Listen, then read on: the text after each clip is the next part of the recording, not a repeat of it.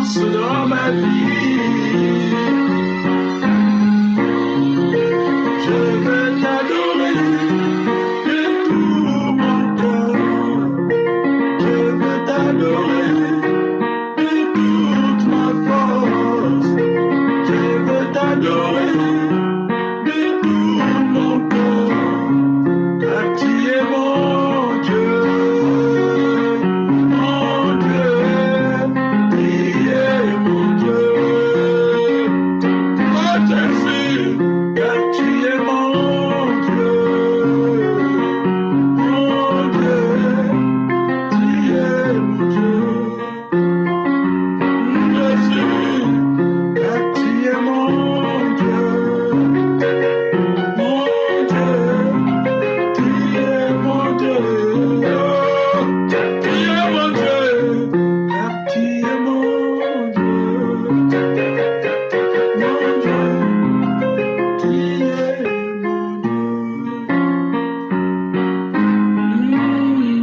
mon Dieu, car tu es mon Dieu, tu es mon Dieu. Alléluia, alléluia. Béni soit ton nom éternel parce que tu es Dieu, car tu es mon Dieu. Oh, tu es mon Dieu.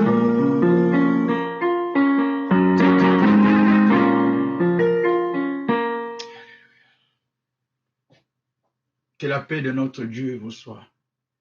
Que la paix de Dieu demeure dans vos cœurs, dans vos maisons, dans tout ce que vous entreprenez. Je suis Rico Palasimba, je vous apporte la solution à vos problèmes. Et cette solution, c'est notre Seigneur Jésus-Christ de Nazareth. Merci à vous pour votre fidélité envers la parole de Dieu. Que Dieu vous bénisse. Quand une personne donne sa vie à Christ, lorsque vous avez donné votre vie à Christ, vous devenez membre du corps du Christ. Avant de donner sa vie au Christ, avant de connaître Christ, vous ne faisiez pas, nous ne faisions pas partie du corps du Christ. Le message d'aujourd'hui s'intitule « Les deux natures du croyant ou du chrétien ». Le chrétien spirituel et le chrétien charnel. Je disais que lorsque vous donnez votre vie à Christ, vous avez un jour été touché par la prédication de la parole de Dieu. Vous avez été un jour touché par une chanson, une louange, peu importe. Vous avez été touché par la prière. Vous avez été touché par le Saint-Esprit. Et vous vous êtes décidé, vous dites non, je vais donner ma vie à Jésus. Alléluia. C'est une bonne décision. C'est la meilleure décision que vous puissiez, qu'un homme, qu'une personne, une femme puisse donner, puisse prendre dans sa vie. C'est de donner sa vie à Christ. C'est la meilleure décision. Et lorsque vous donnez votre vie à Christ, vous faites maintenant partie, vous devenez membre du corps de Christ. La Bible appelle l'Église le corps du Christ. C'est une connotation comme l'Église, comme le corps. Le corps, vous portez un corps. Dans votre corps, il y a beaucoup de membres. Il y a l'œil, il y a la bouche, il y a les nez. Le nez, c'est ici le nez. Il y a les oreilles, il y a les bras, il y a tout ce qui est dans le corps. Et vous faites maintenant partie de ce corps. Dans ce corps du Christ, Dieu vous positionne dans une position. Ce n'est pas vous qui vous positionnez, mais c'est lui qui vous positionne dans cette position, dans son corps. Vous pouvez être le doigt, vous pouvez être la jambe, pour être actif ou active. Et lorsque vous ne fonctionnez pas, vous handicapez l'autre partie des autres parties du corps. Amen. Alors vous êtes membre du corps de Christ. Bien, une chose qui est importante que nous devons comprendre. Mais lorsque vous devenez membre du corps de Christ, il y a une ligne de démarcation. C'est-à-dire quoi? Vous n'êtes plus ce que vous étiez avant. Pourquoi? Parce que Dieu le Père, le Fils et le Saint-Esprit, ils sont venus faire leur demeure en vous. Donc ce n'est plus moi qui vis, mais c'est Christ qui vit en moi. Ce n'est plus toi qui vis, mais c'est Christ qui vit en toi. Parce que tu t'es décidé un jour d'accepter Jésus-Christ dans ta vie comme Seigneur et Sauveur. C'est la meilleure décision que tu as prise dans ta vie, mon frère. C'est la meilleure décision qui a été prise dans ta vie, ma sœur. Si tu n'as jamais pris cette décision et que tu écoutes ces messages, donne ta vie à Jésus-Christ. Et nous formons une famille. Il n'y a plus de Bakongo, il n'y a plus de Sri Lanka, il n'y a plus de... Non, il n'y a plus de... Je sais pas... Non, non. Nous formons tous partie du corps de Christ et nous devenons tous enfants de Dieu. Une seule nationalité. Amen.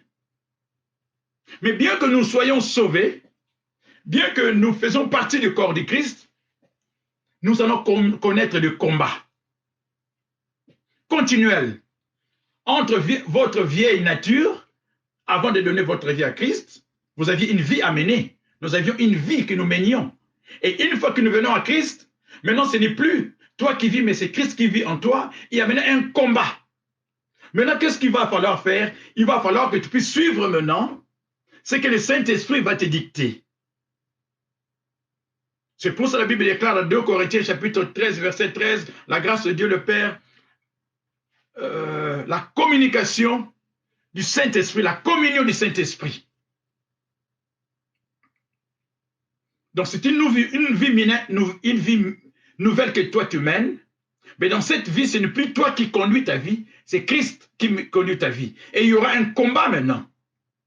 Des choses que tu avais abandonnées, auxquelles toi tu voudras peut-être le faire. Tu ne veux pas le faire, mais la chair te demande d'aller faire encore ces choses-là. Il y a un combat. Oh, la meilleure décision que tu as prise dans ta vie, c'est celle-là. La vieille nature et la nouvelle nature vont combattre. Ces deux natures vont lutter.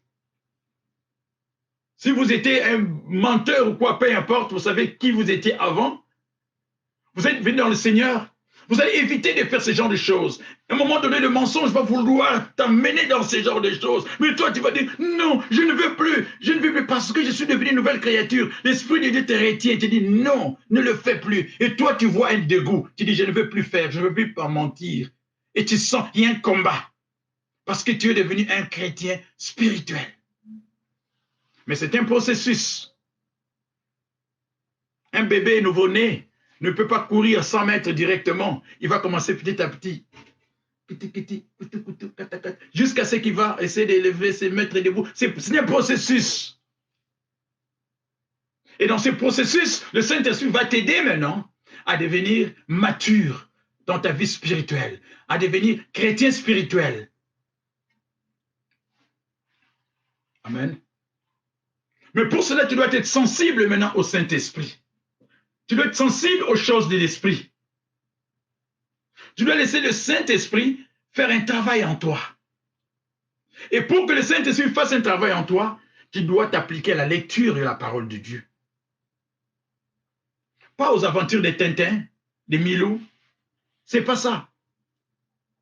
Avant de devenir au Seigneur, j'étais peut-être un amateur des aventures de Kwaku, des Tintin, des Milou, des choses comme ci. Mais aujourd'hui, maintenant tu prends du temps dans la parole de Dieu.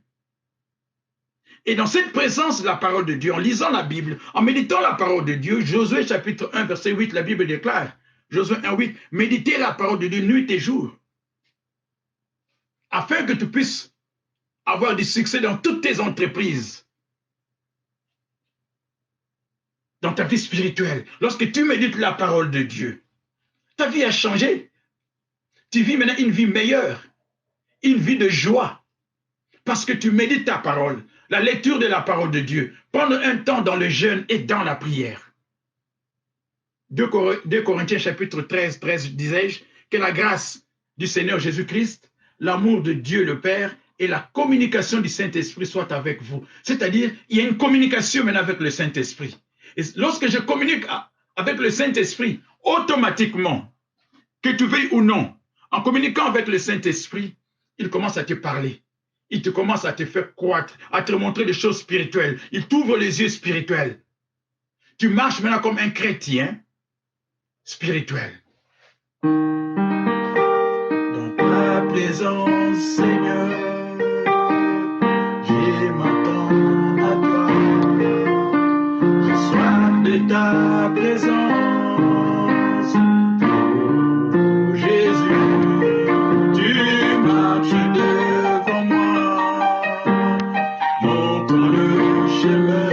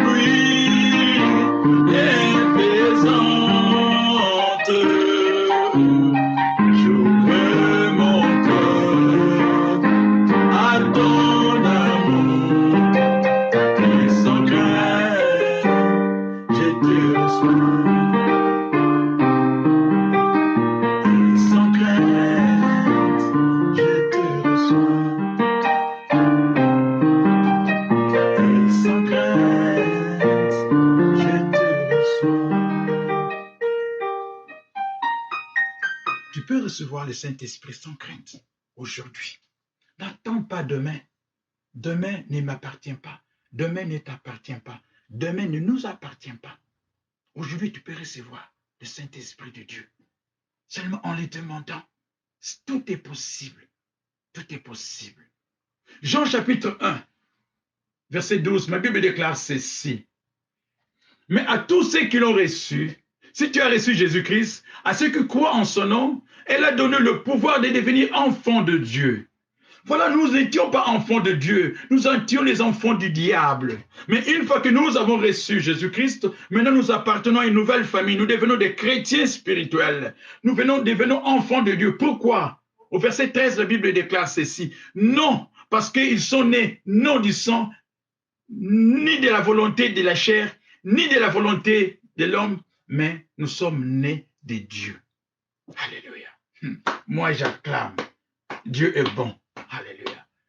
Nous sommes nés de Dieu. Et lorsque nous sommes nés de Dieu, 1 Corinthiens chapitre 5, verset 17, nous connaissons ces passages. Nous parlons toujours du chrétien spirituel et chrétien charnel. Lorsque vous recevez Jésus-Christ dans votre vie, il y a une démarcation et des choses que tu dois abandonner. Laisse le Saint-Esprit travailler dans ta vie. 1 Corinthiens chapitre 5, verset 17. Si quelqu'un est en Christ, si vous êtes en Christ, oui, John Insilo, si tu es en Christ, mon frère, oui, tu es devenu une nouvelle créature. Oui, les choses anciennes sont passées, toutes choses sont devenues nouvelles pour toi. Pourquoi? Parce que tu as donné ta vie à Christ. Et quelles sont ces choses anciennes? Nous allons voir cela. Mais comme je disais, dans le corps de Christ, il y a deux sortes de chrétiens. Chrétiens charnels et chrétiens spirituels. C'est ainsi.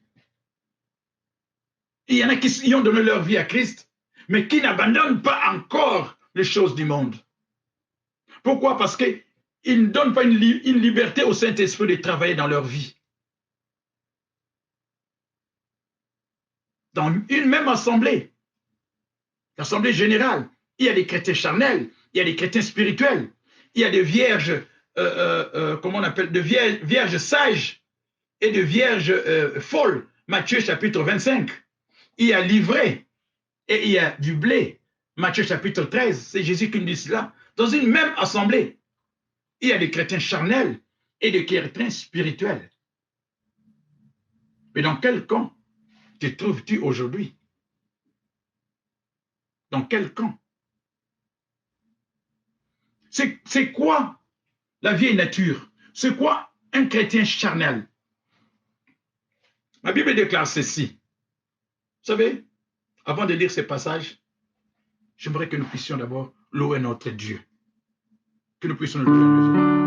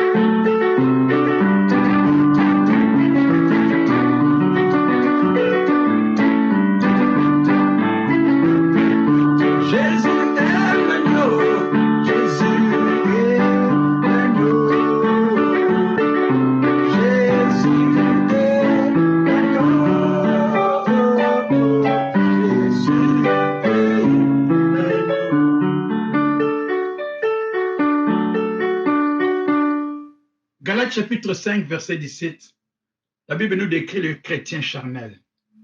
Galates 5, 17. Car la chair a des désirs contraires à ceux de l'esprit, et l'esprit en a de contraires avec la chair. Quelles sont les œuvres de la chair? L'idolâtrie, la magie, les inimitiés, les querelles inutiles, les jalousies, les animosités, les disputes, les divisions, les sectes. Voilà les œuvres que nous étions en train de faire, que vous étiez en train de pratiquer avant de connaître Christ. Un chrétien charnel, c'est quelqu'un qui se met toujours dans ce genre de choses. Les querelles, la jalousie, les disputes, la magie, l'inimitié, tous ces genres de choses. 1 Corinthiens chapitre 3. L'apôtre Paul est allé dans l'église de Corinthe. Qu'est-ce qu'il a remarqué? Il dira ceci aux Corinthiens, 1 Corinthiens chapitre 3. Parce que vous êtes encore charnels. Vous êtes des chrétiens, mais charnels. En effet, puisqu'il y a parmi vous de la jalousie et des disputes, est-ce que vous disputez encore, vous? Hein? Du matin au soir, vous cherchez toujours des disputes? Examinez-vous. L'apôtre Paul est allé dans une église à Corinthe. Il dit, oui, il y a parmi vous des chrétiens charnels, parce qu'il y a encore des disputes, la jalousie parmi vous. Est-ce que vous jalousez quelqu'un lorsque la personne a quelque chose de nouveau? Lorsque la personne, je ne sais pas, réussit dans sa vie? Est-ce que vous jalousez l'auto de quelqu'un? Vous jalousez, je ne sais pas, vous comprenez ce que je veux dire? Ce n'est pas moi qui le dis, c'est la Bible. Voilà le chrétien charnel. La jalousie, les chicanes, les disputes, les bagarres. N'êtes-vous pas charnel? Et ne marchez-vous pas selon l'homme? Je suis dans 1 Corinthiens chapitre 3, verset 3. Quand l'un dit, je suis de Paul, et l'autre, moi je suis d'Apollos, n'êtes-vous pas des hommes? Qu'est-ce qu'est donc Apollos? Qu'est-ce que donc Paul? Lorsque l'église, les gens commencent à dire, moi je suis du pasteur, moi je suis le fils d'un tel, moi je suis d'un tel, moi je suis d'un tel, moi je suis... Il y a un seul qui est l'auteur du salut, c'est Jésus-Christ. Ce n'est pas votre pasteur, ce n'est pas votre prophète ou quoi. Il y a un seul qui a donné sa vie pour vous et moi, Jésus-Christ de Nazareth. Oh, je suis d'un tel, moi je suis pire un tel. Non, non, non. Voilà ce qui s'est passé dans ces églises et c'est ce qui se passe aussi aujourd'hui. Et le résultat de cela, c'est quoi? Tu vas devenir un chrétien ou une chrétienne malheureuse parce que tu dépends du monde, tu dépends des choses du monde. Nous allons le voir. Nous allons chanter encore pour notre Dieu.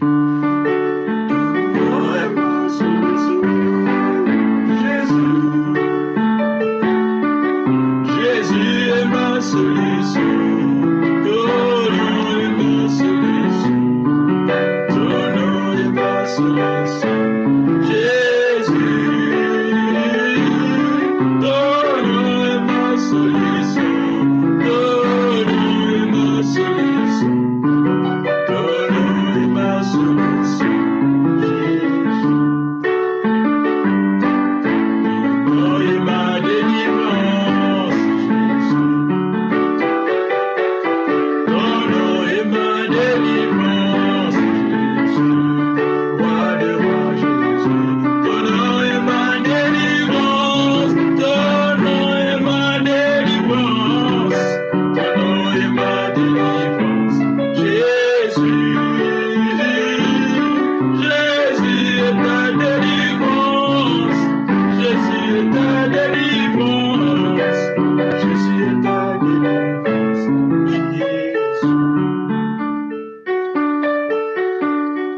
Galates chapitre 5, verset 16. Le résultat pour un chrétien spirituel, une chrétienne spirituelle, tu vas être joyeuse, joyeux dans le Seigneur, dans la vie. La Bible ne dit pas que tu ne vas pas passer des moments difficiles. Certes, oui, mais je sais que dans ces moments difficiles, Dieu va changer le mal en bien. Amen. Il va changer le mal en bien. Amen. Car tout est possible à Dieu. Voilà un chrétien. Il s'est donné à Christ. Il a confiance. Je dois marcher avec cette confiance, sachant que c'est lui qui vit en moi est plus fort, plus costaud, plus dur, plus grand, plus puissant que celui qui règne dans ce monde. Voilà un chrétien spirituel. Galates chapitre 5, verset 16, verset 16, s'il vous plaît. Oui, j'ai dit verset 16, je pense que c'est ça. Lisons la Bible. J'ai dit donc, marchez selon l'esprit. Voilà l'exhortation de l'apôtre Paul. Marchez selon l'esprit et vous n'accomplirez pas les désirs de la chair. Lorsque vous marchez selon l'esprit, vous n'allez pas avoir le temps de passer le temps dans des disputes inutiles. Vous n'allez pas passer le temps pour les chicanes inutiles. Vous n'allez pas passer le temps pour jalouser les gens. Vous n'allez pas passer le temps pour vous asseoir à faire le maraboutage. Vous n'allez pas passer le temps à critiquer. Vous n'allez pas passer le temps à insulter. Vous n'allez pas passer le temps à injurier. Vous n'allez pas passer le temps à petit. Non, vous allez passer votre temps dans la présence de Dieu. Dans la présence du Seigneur, mon cœur se réjouit. Dans la présence du Seigneur, il y a la paix. Dans la présence du Seigneur, il y a la guérison. Dans la présence du Seigneur, je suis béni. Si tu es béni dans la présence de Dieu, c'est dans la présence de Dieu que toi, tu es béni, pas à l'extérieur de la présence de Dieu. Voici un chrétien spirituel, disais-je plutôt, spirituel. Vous n'accomplirez pas les désirs de la chair, mais, verset 22, Galates 5, verset 22. Mais le fruit de l'esprit, voilà comment est-ce qu'un chrétien spirituel est reconnu. Comment il va marcher? L'amour. L'amour. L'amour, et c'est compliqué. Non. Les gens chantent, l'amour c'est compliqué. Non, c'est pas compliqué. Donne ton cœur au Seigneur. Donne-lui seulement ton cœur. Et lui, il va te donner son cœur à lui. C'est comme faisait échange. Et son cœur est parfait. Il n'y a pas de complications. C'est nous-mêmes qui compliquons les choses. Vous-même, vous compliquez les choses. L'amour, c'est compliqué. Non. Voilà les fruits de l'esprit. L'amour, la joie. Un chrétien qui ne sourit pas. Un chrétien qui est toujours en colère. Qu'est-ce que se passe? Ça, c'est l'œuvre du diable. Un chrétien doit être joyeux. Tu dois transmettre ta joie dans la vie de celles et ceux qui ne connaissent pas le Seigneur. La paix du cœur. Qu'est-ce qui peut troubler ta paix si Christ vit en toi? Qu'est-ce qui peut troubler ta joie si Jésus vit en toi? La patience, la bonté, la bénignité, la fidélité, la douceur, la tempérance. Voilà ce que Dieu te demande. Oh, ben tu sais, Férico, toi tu dis ça, tu ne connais pas, c'est pas facile. Oui, rien n'est facile, mais tout est possible à celui ou à celle qui croit en Dieu. Tout est possible. Si tu donnes ta vie au Seigneur, tu vas éviter les disputes, les chicanes. Tu vas éviter de haïr, de détester les gens. Tu vas même prendre du temps à prier pour tes ennemis. Un chrétien spirituel, c'est un chrétien qui est joyeux. Une chrétienne joyeuse, tu peux marcher comme tu veux, dans la joie du Seigneur, parce que tu es joyeuse. Qu'est-ce qui peut enlever ta joie? Qui peut enlever ta joie? Christ vit en toi. L'Esprit de Dieu vit en toi. Ça, c'est l'œuvre du diable. Il va te tromper. Le diable va te dire, oh, il va chicaner avec l'autre. Il va faire... Non. Hey, écoutez une chose. Écoutez une chose, bien-aimé dans le Seigneur.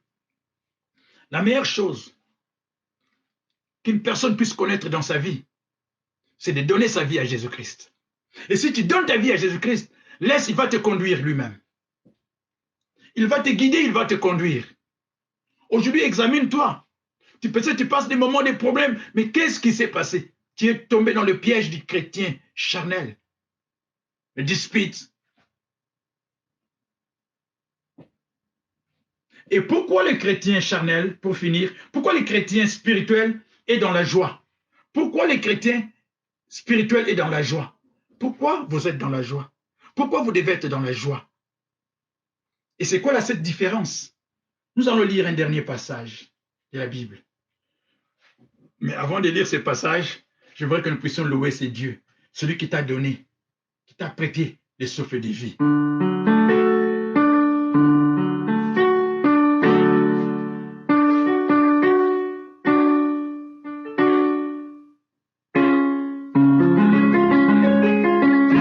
Je donne gloire à ton nom.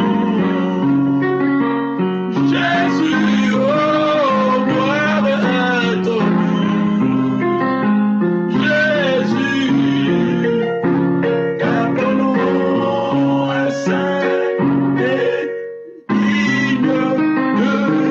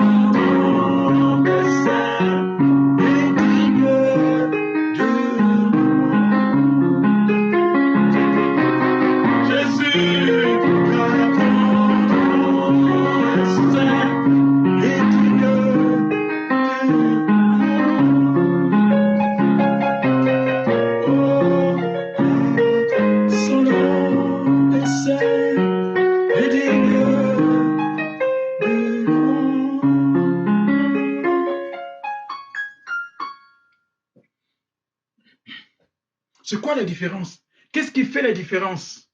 Et qu'est-ce qui peut faire la différence aujourd'hui pour devenir chrétien, demeurer chrétien spirituel et ne plus être chrétien charnel? Ouvrons notre Bible. Colossiens chapitre 3, verset 1. Ma Bible déclare ceci dans le Nouveau Testament. Si donc vous êtes ressuscité avec Christ, si vous avez accepté Jésus-Christ, cherchez les choses d'en haut. Voilà la préoccupation d'un chrétien ou d'une chrétienne spirituelle. Elle se préoccupe des choses d'en haut. C'est ça la différence. Où Christ est assis à la droite. Affectionnez-vous donc aux choses d'en haut et non celles qui sont sur la terre. J'ai mes soucis. Ah, qu'est-ce que je vais mettre comme chemise? Qu'est-ce que je vais mettre comme perruque? Qu'est-ce que je vais mettre comme chose? Qu'est-ce que je vais mettre comme... Affectionnez-vous. C'est ça la différence. Le chrétien charnel ou la chrétienne charnelle s'affectionne avec les choses qui sont sur la terre. Alléluia. Ça, c'est pas bon. Non. It's not good. It's not good. C'est pas bon. Ils ont mal à voter. C'est pas bon. Affectionnez-vous aux choses d'en haut. Vous savez, personne n'est éternel. Nous sommes sur le passage. Nous sommes des passages plutôt sur la terre. Affectionne-toi aux choses d'en haut. La Bible déclare, car vous êtes morts et votre vie est cachée en Jésus-Christ, avec Jésus-Christ en Dieu. Donc, ma vie est cachée en Jésus-Christ. Je cherche les choses célestes. C'est ça mon affection. C'est ça ma préoccupation. C'est ça votre préoccupation. Attention. Ne vous donnez pas. Ne soyez pas esclaves des choses du monde. Toutes ces choses vont passer. Mais la parole de Dieu restera éternelle. Amen. Jésus, nous t'écoutons, nous te proclamons roi, au présent, au milieu de nous. Nous t'élèvons par nos chants, nous t'élèvons, nous t'exaltons. Établir ton trône éternel par nos louanges, nous t'invitons, et Jésus pour nous la grâce du roi.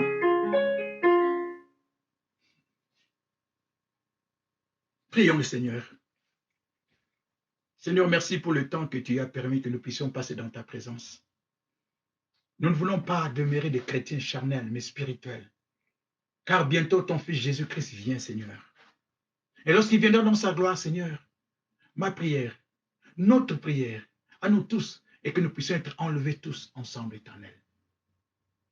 Nous voulons nous affectionner des choses du ciel, d'en haut, pas des choses d'en bas, Éternel.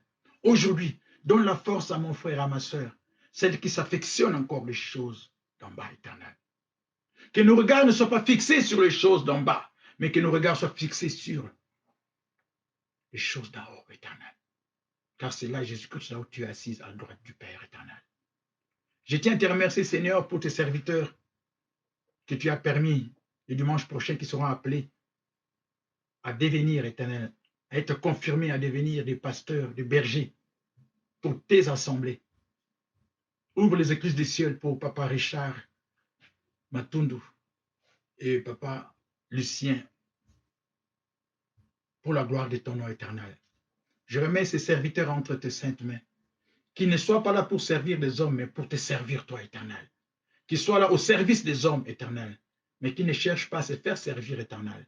Car Jésus, tu as dit, je suis venu pour faire la volonté de mon Père, pour servir et non pas servir. Où est tes serviteurs, notre Père et notre Dieu? Lycée Mokwa, Richard Matundu, où est l'Éternel d'une onction spéciale pour l'avancement de ton œuvre? Il travaille avec les hommes, mais qui ne travaille pas pour les hommes, et qui travaille pour toi et pour ton œuvre éternelle. Gloire te soit rendue à toi parce que tu es Dieu. Nous les gardons dans nos prières, au nom de Jésus-Christ. Amen.